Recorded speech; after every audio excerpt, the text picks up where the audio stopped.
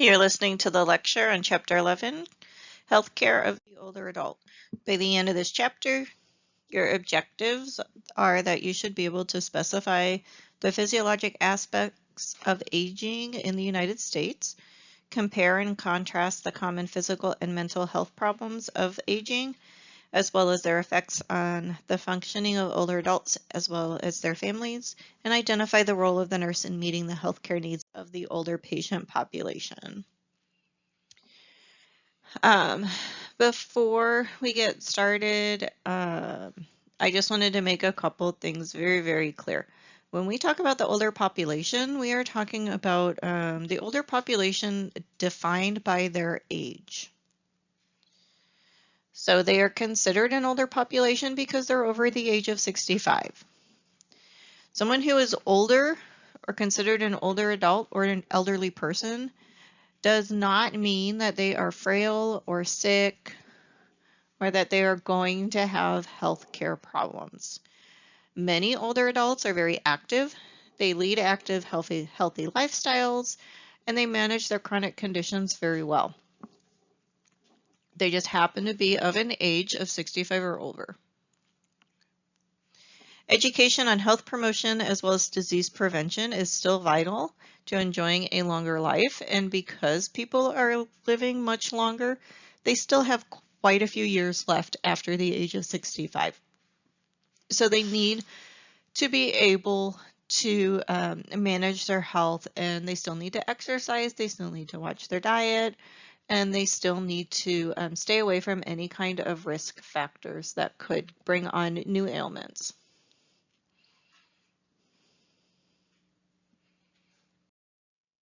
Okay. The leading causes of death in the older adult population are heart diseases, malignant neoplasms, COPD or complications related to COPD, stroke or cerebral vascular accident, CVA, as well as Alzheimer's disease. We are going to go system by system and talk about the different changes that are seen in the older adult as far as physiologic changes. We're starting with cardiovascular changes.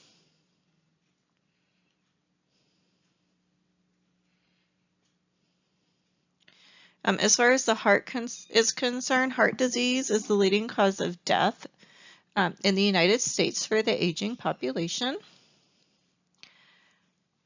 I'm sorry, my cat's crying. Come here. Myocardial hypertrophy does lead to decreased cardiac output. The heart also has a diminished ability to respond to stress, and the body itself cannot tolerate stress as well as it could whenever patients were old or younger. There's a slow recovery to the heart rate once it is elevated, and there is an increase in blood pressure as well. Patients can have orthostatic hypotension, and what that means is that whenever they go from sitting to lying or lying to standing, they will get dizzy because they'll get a temporary drop in their blood pressure, but then it will level itself out.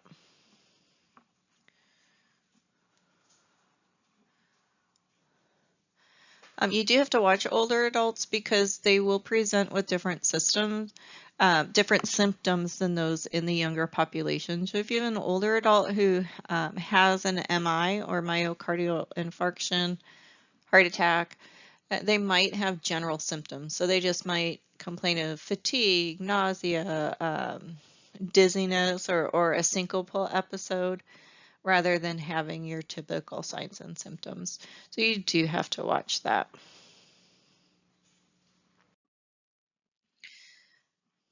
As far as respiratory symptoms, they are gradual, and they are also very subtle. Just like you do have with the cardiovascular changes, you're going to have with the respiratory changes. So they might just complain of being tired, being fatigued. If they have a respiratory illness, instead of having coughing, chills and fever, they're just going to be tired. They might have mental status changes. That's not uncommon to have mental status changes for the older adult. Okay.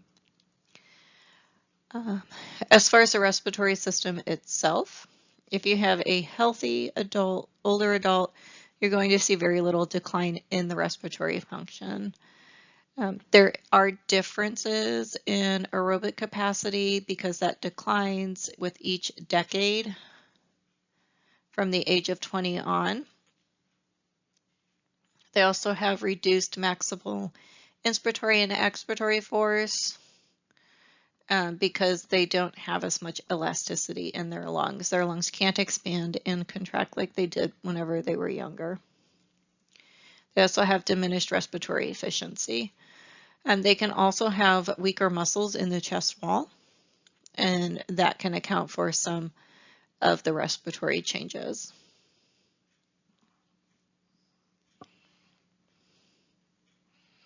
Smoking is the most significant risk factor for having a respiratory decline in patients, even if they have a history of smoking and they are not currently smoking. You will see more changes in the respiratory system than someone who was a non-smoker their whole life.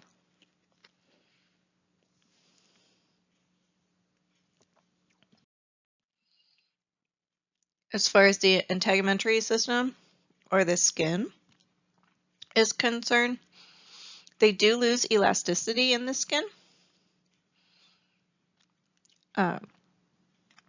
Epidermal proliferation decreases. The dermis does become thinner. Collagen becomes stiffer. Subcutaneous fat diminishes. And for these reasons, they tend to get cold quicker. And sometimes they're always saying that they're cold. They do have the reduced elasticity, so checking for skin turgor in an older adult isn't always the best way to see if they're dehydrated or not. Because of the decrease in elasticity, they won't necessarily, their skin won't bounce back. So you might think that they have tenting when they really don't. Their skin also becomes drier.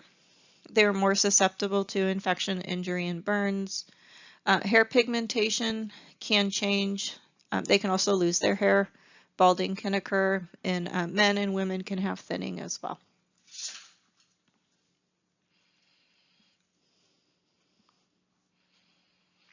They do have wrinkling, they do have sagging of the skin, and that's again, the sagging is partly because of the reduced subcutaneous tissue.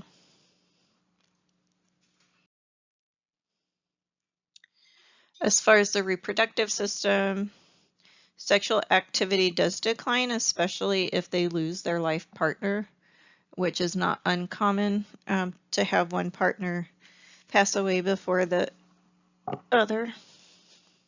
Come here.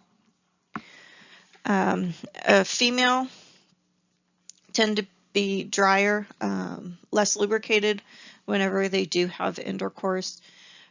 They have a decrease in vaginal secretions and decrease in tone, and the vagina does become narrowed as one ages. As far as men, and that's all hormonal, so they can use some sort of lubricant. They can get hormone replacement therapy, which can help with that if they still want to be sexually active. They still can't have a libido though, and they still do want that intimacy with their partner. Men, they continue to produce sperm up until 90 years of age, but they do have lesser testosterone that is produced as they get older. They can take medications that lead to erectile dysfunction, or because of the less testosterone, they have a decreased libido and can have ED as well from that. There are medications that can help with that. There are also mechanical devices that they can use as well.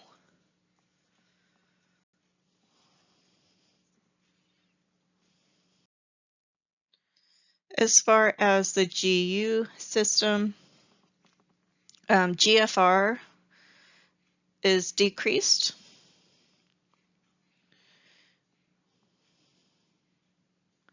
They do get a loss of nephrons. They might start to show signs of incontinence, whether it's stress incontinence, which is usually the first. If they do have a new onset of incontinence, you do want to go ahead and address that to make sure that it isn't from something else, because it could be caused by an infection, and that can be treated, and then they won't have incontinence anymore. Men tend to have BPH, or benign prostatic hyperplasia. That's when the prostate gland becomes enlarged. If you think about the prostate, think of it as a donut, and then in the hole there's a tube that's going through the donut, and that is just like the man's prostate with the ureter. As the prostate enlarges, if it enlarges too much, it can actually cause pressure and constriction of the ureter.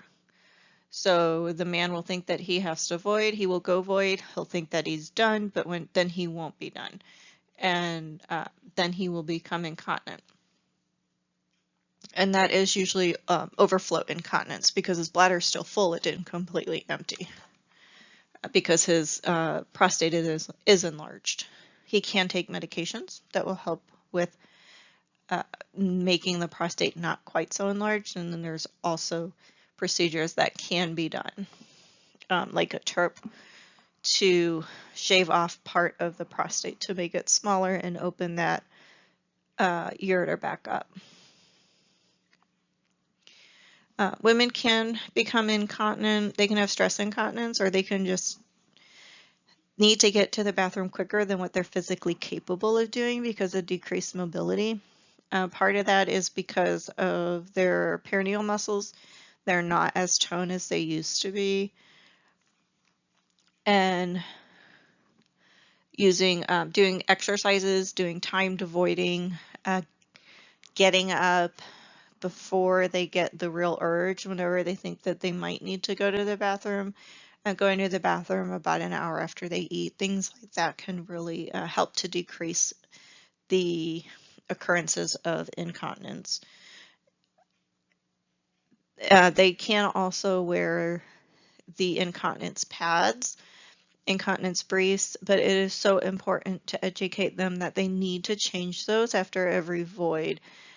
If they're having mild stress incontinence or urge incontinence and it's not saturating through the incontinence pad that they're using, some people won't change it and they'll continue to wear it, and then they can get severe infections as well as skin irritations and skin breakdown, rashes, that sort of thing.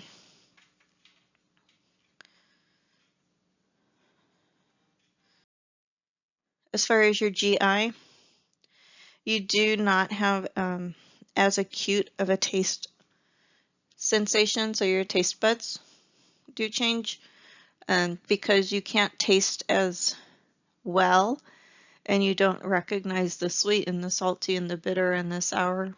You don't enjoy food as much, and so you won't want to eat as much.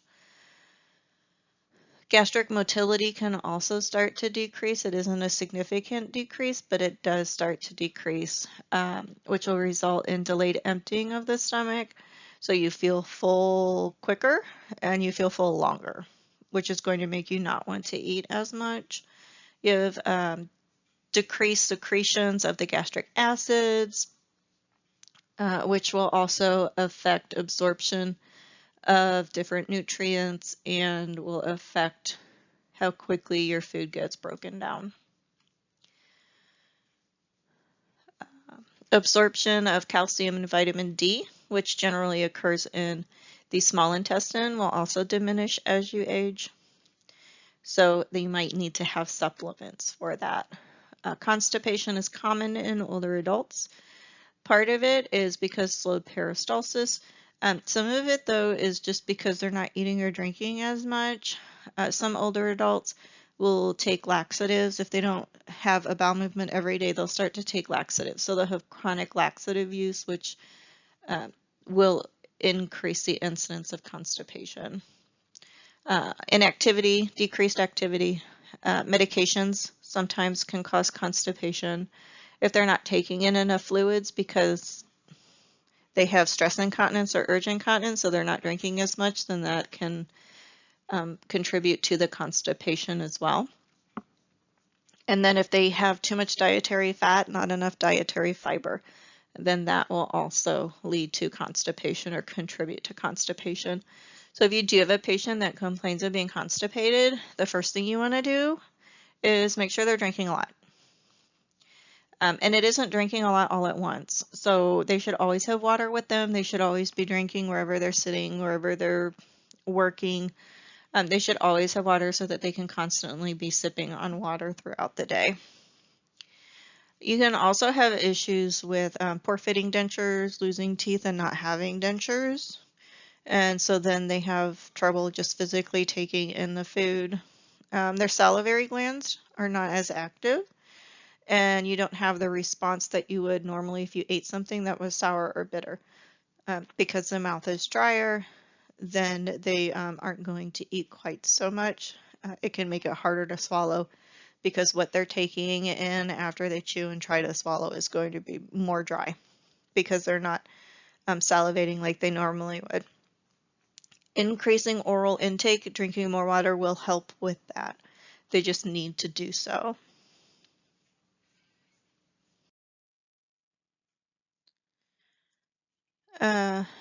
They do require fewer calories as far as nutritional intake, so their calories need to count. They do need nutrient-rich foods simply because they're not absorbing the nutrients like they normally would. That way they can absorb as much protein, vitamins, minerals, and fiber that they need. Also consider, are they able to get the food? Like physically, are they able to actually go out and go shopping? Is someone else shopping for them? Do they rely on Meals on Wheels? Do they rely on the food bank? Those sorts of things also will affect their nutritional health.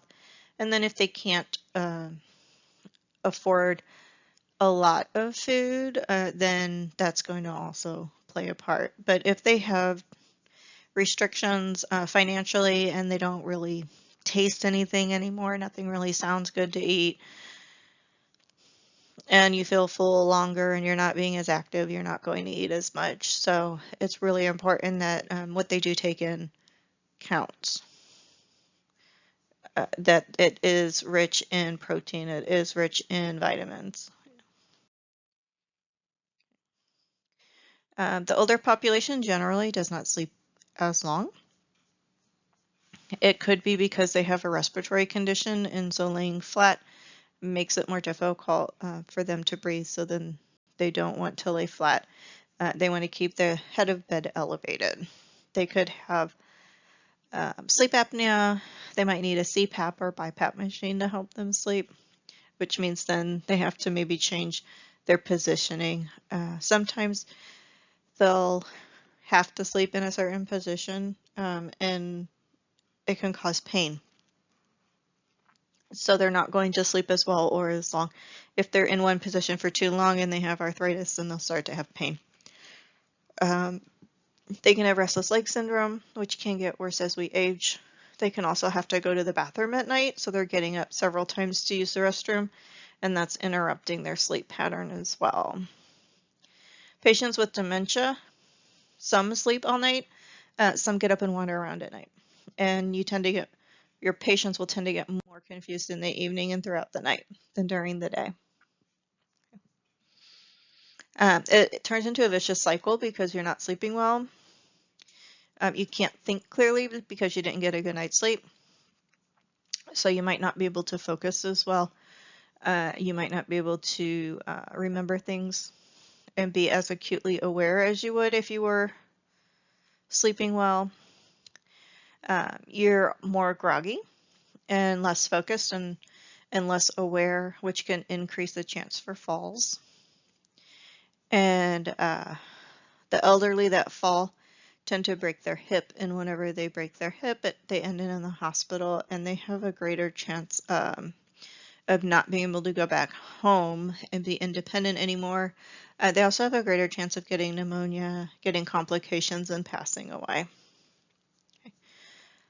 Poor sleep can also lead to poor physical health, poor mental health.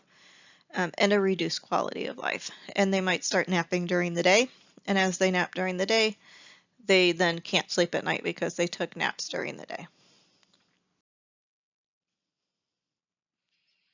As far as the musculoskeletal system goes, there's an alteration in bone remodeling. Their bones do become more brittle.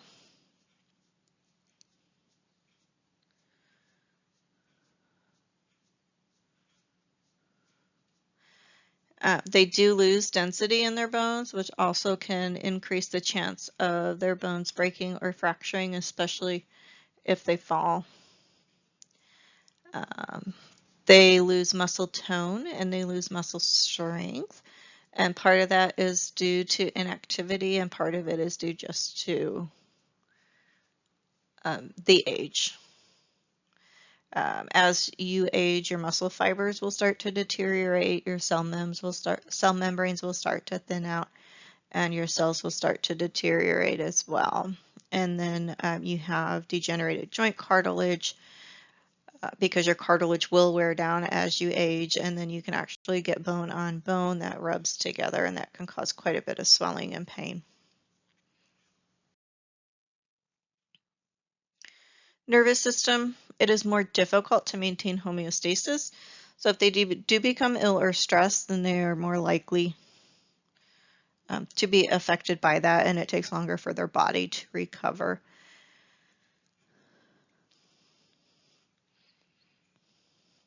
They've reduced speed and nerve conduction and decreased nerve cells, which means that your body can't respond as quickly because it takes longer for the messages to get through.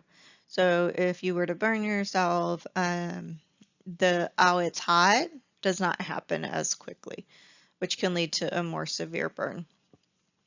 The senses can also be dulled, so they have to be more aware whenever they're taking a hot bath or if they're using a heating pad.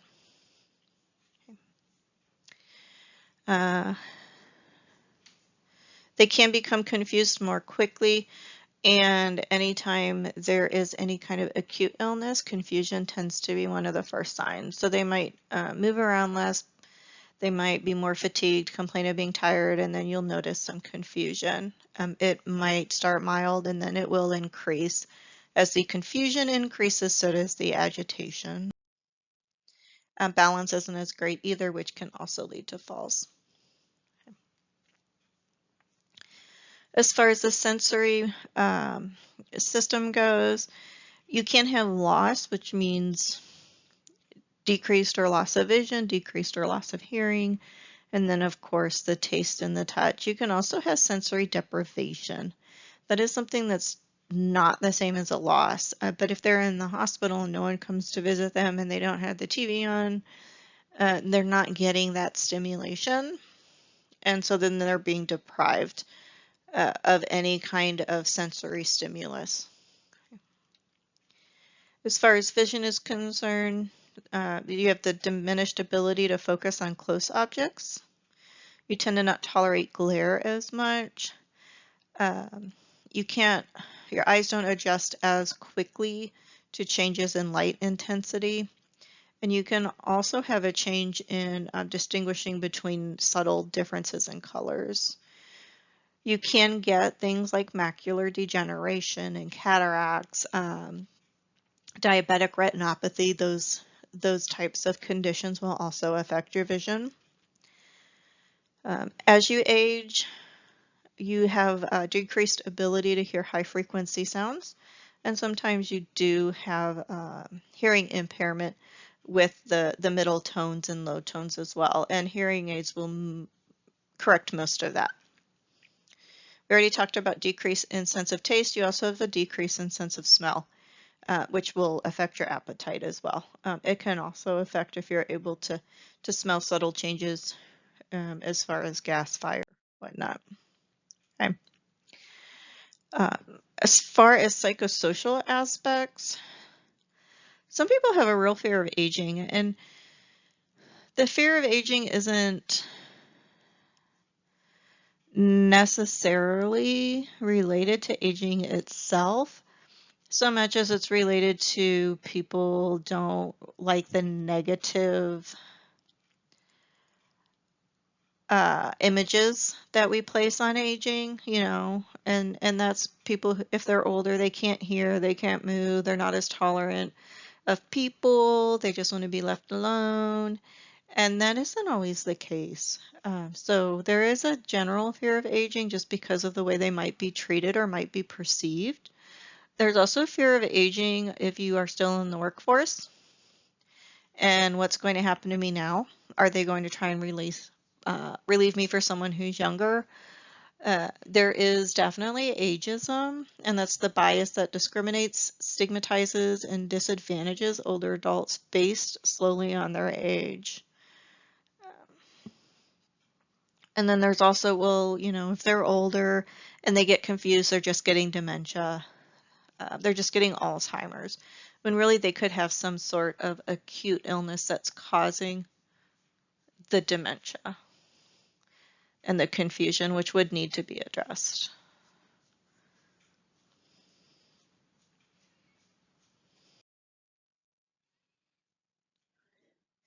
As far as stress and coping in the older adult,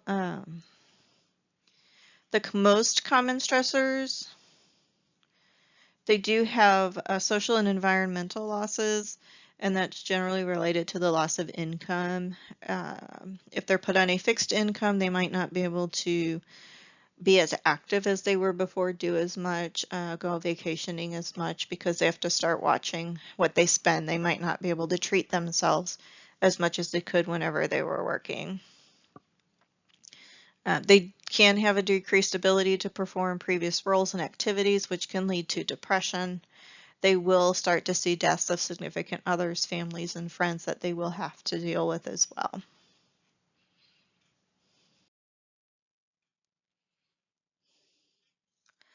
As far as coping goes, you do need to assess your patient. How are they able to adapt to change? Are they able to make sound decisions, or do they have maladaptive coping mechanisms?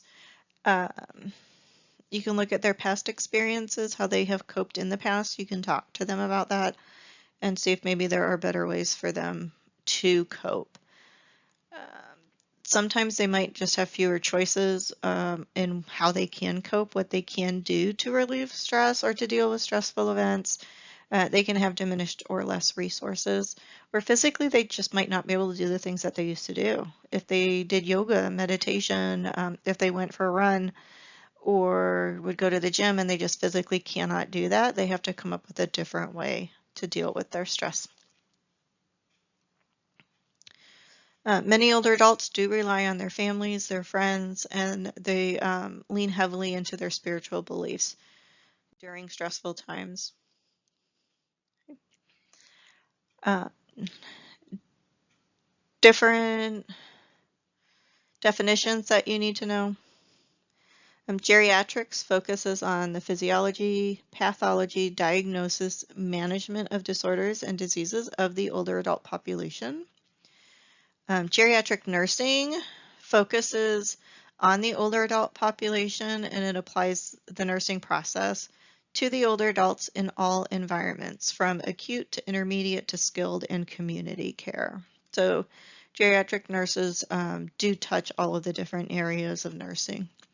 Gerontology combines biologic, psychosocial, psychological, and sociological studies of the older adults as they are in their own environment. As far as nurses, what is our role in caring for an older adult? You need to support their cognitive function. If they're in the hospital, give them things to do.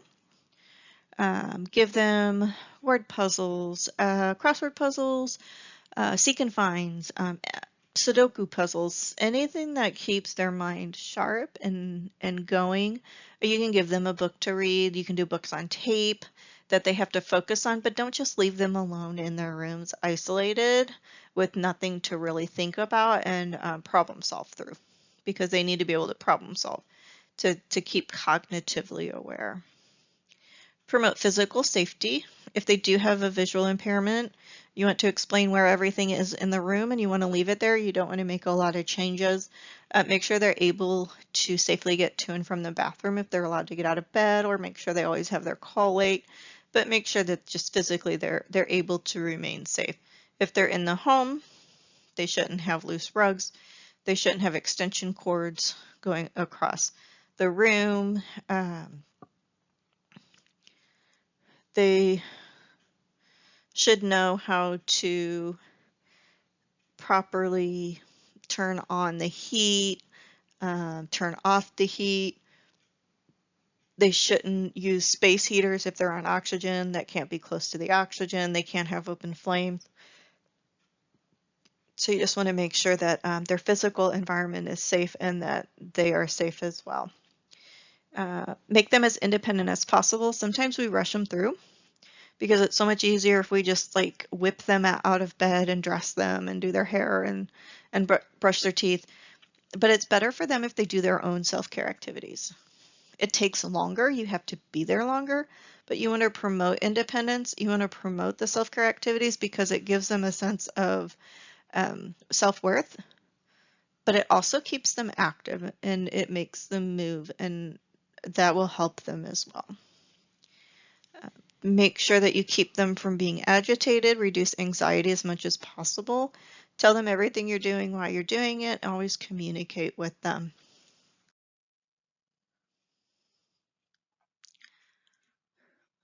Provide socialization if you can. If you're in a long-term care facility, you can provide socialization. You can take them out of the room, bring them down to different activities. If they want to have their hand held, so intimacy isn't just sexual intercourse. Intimacy is holding their hands, giving them a hug, giving someone that they can confide in. They need that as well. Make sure that they have proper nutrition. Again, make their calories count since they're not going to consume as much. Balance out their activities throughout the day. So separate their activities and make sure you go between rest and activity instead of doing all the activities in the morning and nothing the rest of the day. Space them out, because if they pace themselves, they can do a lot more than if they're trying to do everything all at once. As far as pharmacological aspects, they are on quite a bit of medications if they have multiple chronic conditions, and that's called polypharmacy. It's whenever you're administering multiple medications at the same time.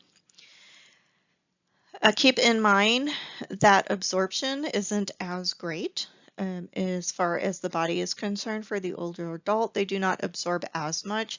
They also don't metabolize because the liver is affected. So they don't metabolize and get rid of the medication as much as they would if it was in a younger adult. So they might metabolize some, but not all of the medication, so it stays in the system longer.